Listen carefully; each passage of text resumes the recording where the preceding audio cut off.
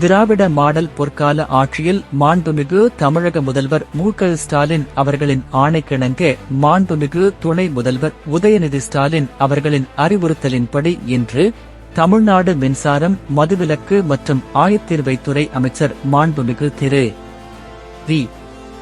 செந்தில் பாலாஜி அவர்கள் கோவை மாவட்டம் அன்னூர், குன்னத்தூர் ஊராட்சியில் ரூபாய் 10 லட்சம் மதிப்பில் கட்டப்பட்டுள்ள ஊராட்சி மன்ற கட்டிடத்தை திறந்து வைத்தார்.